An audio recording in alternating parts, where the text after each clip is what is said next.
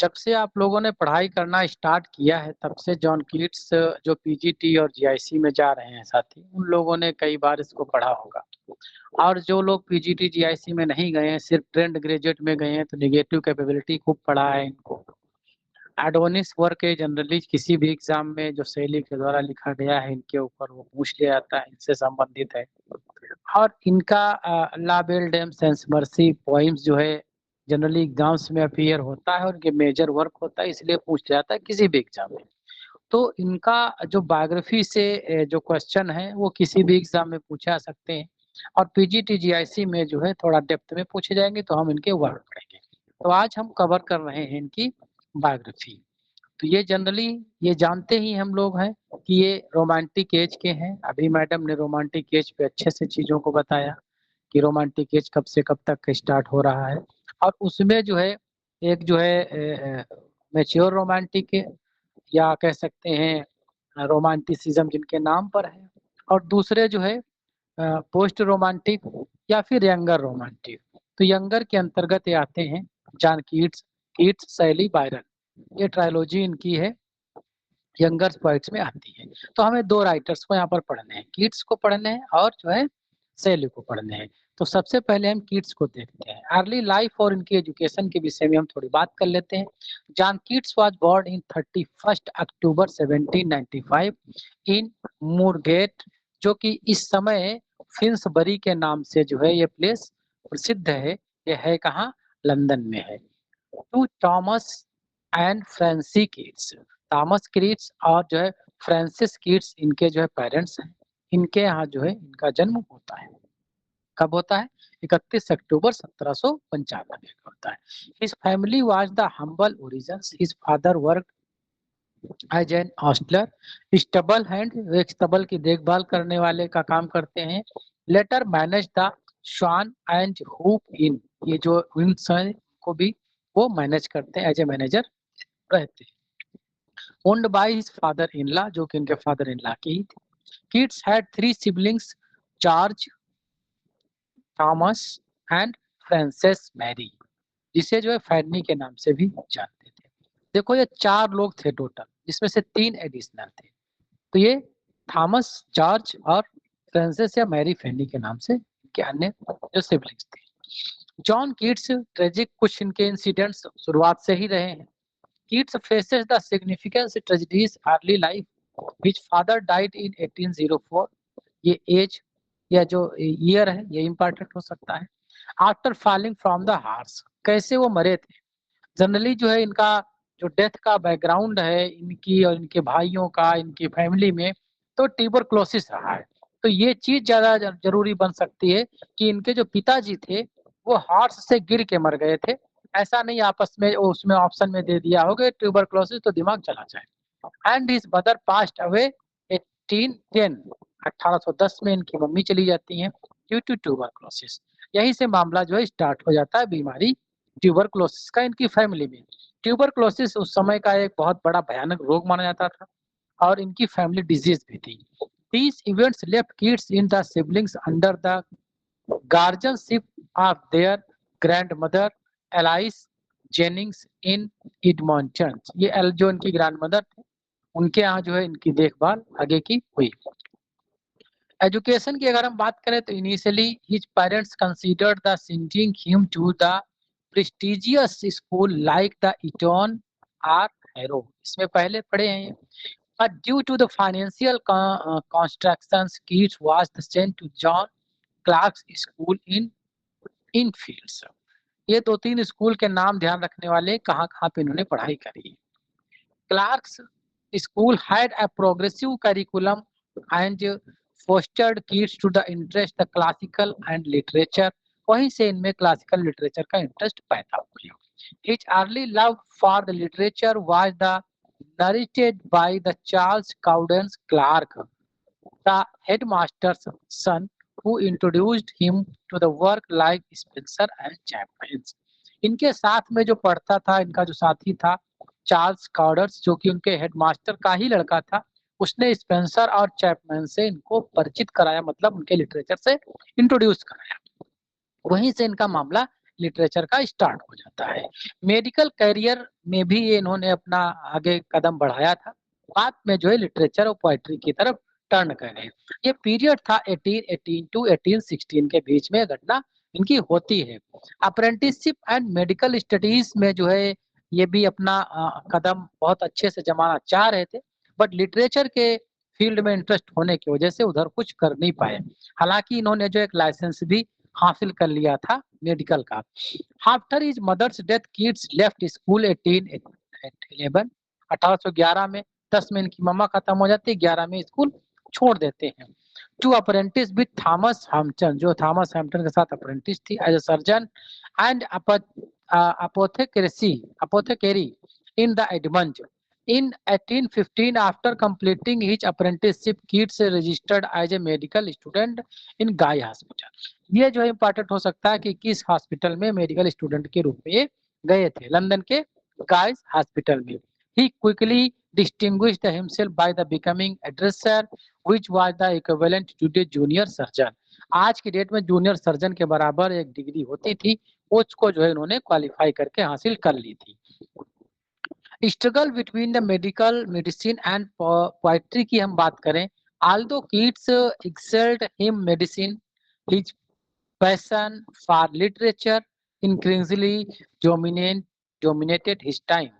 His first recorded poem, An Imitation of Spenser, ऐसा माना जाता है कि इनकी जो कोई पहली लिटरेचर की वर्क इनका आता है पोइम, तो वो इमिटेशन ऑफ स्पेंसर आता है। was written in 1814 by 1816, but ये कंफर्म नहीं है। He obtained his apothecary's license, medical का लाइसेंस उन्होंने हासिल कर लिया था, but informed his guardians later that year that he would pursue a career in poetry, much to his family's dismay. His mentor Lee Hunt played a crucial role guiding him toward poetry.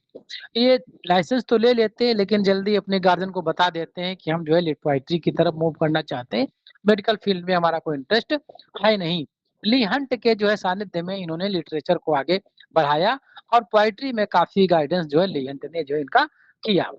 Keats का जो early literature और career जो इनका publication है वो लगभग 1816 to 1817 के बीच में माना जाता है। इनका फर्स्ट जो पब्लिकेशन इनका आता है इन मई 1816, कीट्स फर्स्ट पब्लिकेशन पोएम ओ सॉलिट्यूड। ओ सॉलिट्यूड जो है कब आता है ये भी इम्पोर्टेंट हो सकता है हमारा, कहाँ पे जो है ये आता है, Leigh Hunt's liberal magazine the Examiner. ये आता कहाँ पर है, द एग्जामिनर। द एग्जामिनर है किसकी, ली हंट की, और ली हंट ही जो है इनके पोएट्री के एक प्रणेता माने जाते हैं, जिसमें ओ सॉलिट्यूड 1816 में पहली बार ये प्रकाशित होता है। This publication mark the beginning of his literary career and commented his ambitions to become a full time poet। यहाँ से जो है इनका मामला पोइट की तरफ आगे और चीजें बढ़ जाती हैं। तो इनका सेकंड लार्जेस्ट वर्क आता है पोएम्स 1817 की फर्स्ट वॉल्यूम ऑफ पोएट्री आता है। इसमें कई पोएम्स का एक कलेक्शन होता है।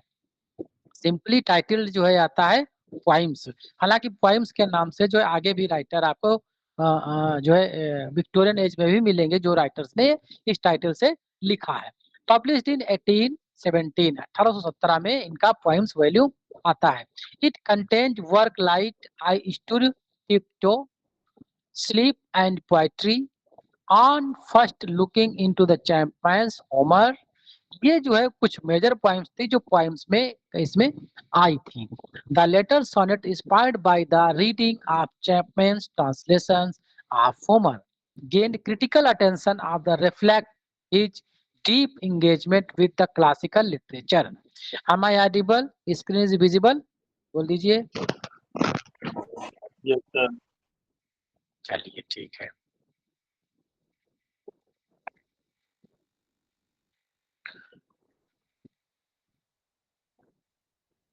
जी अगला है, despite his efforts the collection was not well received and kids faced harsh criticism.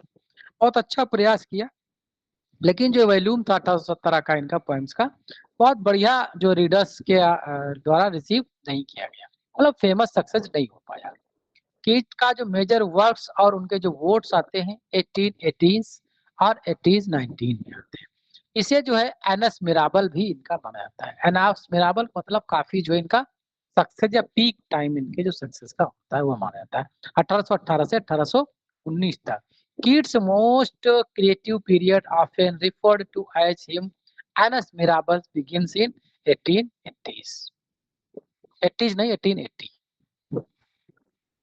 During this time, the produced his most famous work, including Sixth Great.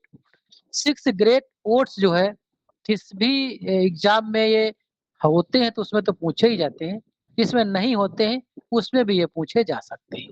Ode to a Nightingale, Ode on a Grecian Urn, Ode on Melancholy, Ode on Psyche, Ode on Autumn, Ode on Indulgence। ये जो है 6 जो इनके odds हैं, ये जो है एक साथ ही जो है आपसे मिस करके पूछ सकता है या कौन सा है कौन सा नहीं है सभी। These poems are celebrate their exploration of the complex themes like morality, beauty and art. जो इनके ओड्स हैं उनके जो थीम्स थी मोरालिटी, ब्यूटी और आर्ट थी। Example, Ode to a Nightingale reflect the Keats' desire to escape the pain of life. जो odd to the Nightingale से इसमें जो है उन्होंने अपना दर्द महसूस कराया है लोगों को कि उनके जीवन में क्या दर्द है और उससे वो निकलना चाह रहे हैं। The eternal beauty of Nightingale song while ode to a Grecian urn meditates on the timeless beauty captured in art। जबकि ode to Grecian urn में जो है ये ब्यूटी को ऐसा रिप्रेजेंट करते हैं जो इमॉर्टल है, जो है हमेशा जो है लोगों के बीच में बनी रहेगी। नरेटिव पोएम्स में अगर हम बात करें इनकी तो the eve of ST Agnes एक रोमांटिक मेडिवल नरेटिव वर्क इनका माना जाता है। ला बेल डेम सेंस मर्सी एक जो नरेटिव वर्क इनका है। अ ballot unrequired love and death, इसकी जो थीम हो सकती है आपकी अनरिक्वायर्ड लव एंड डेथ हो सकती है। हाइपेरियन जो कि इनका अनफिनिश्ड वर्क है जो कि ग्रीक मैथोलॉजी पर बेस्ड है, हम डिटेल में भी इसको पढ़ेंगे। These works demonstrate the Keats' job fascinating with the myth, medieval romance and tragic aspects of love and death। ये जो वर्क्स हैं जो ऊपर हम लोगों ने डिस्कस किया, ये जॉन कीट्स के जो मिथिकल मेडिकल रोमांस और ट्रेजिक एस्पेक्ट डिपेक्ट करने का एक पैशन दिखाते हैं। पर्सनल लाइफ एंड रिलेशनशिप अगर इनकी बात करी जाए तो 1818 से 20 के बीच में इनके रिलेशनशिप के काफी उतार चढ़ाव देखने को मिलते हैं। In 1880 Keats return to London to care for his younger brother Tom. Tom की इनकी तबीयत खराब होती है इनके ब्रदर की, जिसकी केयर करने के लिए ये वापस आते हैं। हु वाज डाइंग ऑफ ट्रेबरक्लोसिस, जो कि टीबी की बीमारी से वो मर रहा था, इतनी स्थिति खराब थी। ड्यूरिंग दिस टाइम इसी period Keats himself began to exhibit symptoms of this disease. इसी समय 1818 में ही अपने भाई के केयर के दौरान ही इनके अंदर सिम्टम्स ट्यूबरक्लोसिस के दिखने लगे थे, which would later claim to his life, बाद में जो इनकी मृत्यु का कारण बने। लव एंड एंगेजमेंट की अगर हम बात करें तो Keats fell in love with Fanny Brawne, a young woman who lived next door at the Wentworth Place, जो उनके पास ही में रहती थी। इन 1818 की ये बातचीत है। Their relationship was passionate but fraught with difficulties due to Keats' deteriorating health, financial instability। उनकी तबीयत खराब रहती थी और कुछ पैसे की भी कमी थी, इस वजह से ये चीजें आगे बढ़ नहीं पाई। Despite their love, Keats was unable to marry Fanny। बहुत ज्यादा प्रेम होने के बावजूद भी जो है उससे शादी वो नहीं कर पाए। And his letters to her during his final years reflect his deep emotion and turmoil. जो उनके बाद के जो वर्क्स हैं उसमें भी आप देख सकते हैं, लेटर्स में उनके वर्क्स में काफी इमोशनल चीजें मिलती हैं। कीट्स का जो फाइनल ईयर रहे और उनकी जो डेथ है वो 1820 टू 1821 के बीच का जो पीरियड माना जाता है काफी ट्रेजिक माना जाता है। इनका डिक्लाइन ऑफ हेल्थ भी ये माना जाता है। Bye early 1820 Keats tuberculosis had the worst and बहुत बेकार स्थिति पहुंच गया। Despite the care of his friend, उनके जो फ्रेंड्स थे बहुत केयर करते थे उनकी। Keats experienced the severe lung hemorrhage and it became the evident of his condition was terminal। उनकी स्थिति बहुत ज्यादा बेकार होती चली गई, लंग्स में इन्फेक्शन हो गया। On the medical advice he traveled to Rome in September 1820 in the hope that the warmer climate might improve his health. 1820 में मेडिकल एडवाइस के आधार पर वो रोम को मूव कर गए कि शायद वहां पर जो गर्म वातावरण है वहां का उनकी हेल्थ को और इम्प्रूव कर सकता है, बट ऐसा हो नहीं पाया। Keats died in 23 February 1821 at the age of 25। ये आपको 26 भी देखने को मिल सकता है क्योंकि 25 इयर्स एंड 4 मंथ है, इसलिए some critics also considered 26 years, but it will be depend on given options in your exam. He was buried in the Protestant cemetery in Rome. रोम में दफनाए जाते हैं and his grave stone as per his request bears the words, कुछ लिखे गए हैं उनके tomb पर, here lies one whose name was written water. ये एक टुम्ब पे लिखी गई लाइन है, इंपॉर्टेंट हो सकती है। नोट है एक Shelley wrote the elegy Adonais in the memory and the Keats became one of the most beloved poet of the romantic era। तो इस तरह से जो है हम लोगों ने आज जॉन कीट्स की एक शॉर्ट बायोग्राफी पूछी, जो हम लोगों ने पढ़ी, जो कि यहाँ से क्वेश्चन पूछे जाते हैं।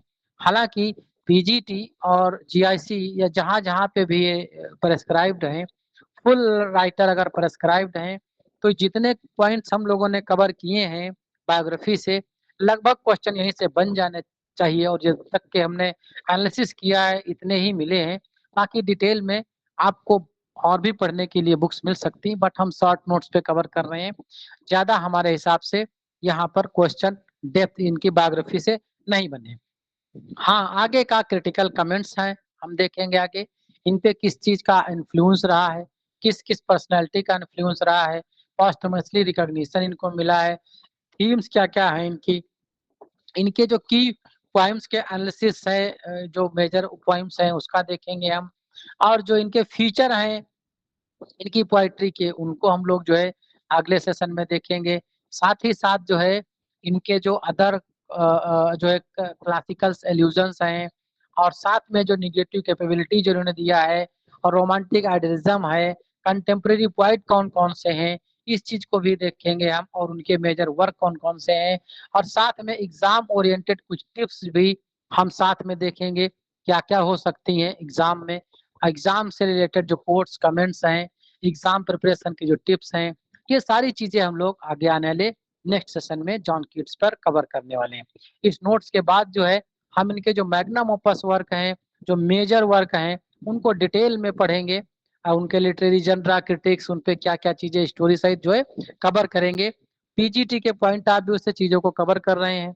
हमारा मानना है कि अगले 1 महीने के अंदर-अंदर पीजीटी के रेस्ट राइटर जो हैं, टीजीटी के छोड़ करके हम लोग कवर कर लेंगे, ताकि समय रहते जो है हम पीजीटी की भी अपनी अच्छी सी तैयारी कर लें। पीजीटी की अगर अच्छी से तैयारी हो गई तो टीजीटी में 2-3-4 नंबर आप प्लस कर लेंगे। ये एक जो है एक्स्ट्रा बेनिफिट आपका हो सकता है। तो आज का सेशन हमारा जो है यहीं तक रहता है। यहाँ तक किसी को कोई सुझाव, सलाह कुछ देना हो या कोई कमेंट हो तो बता सकते हैं। जी।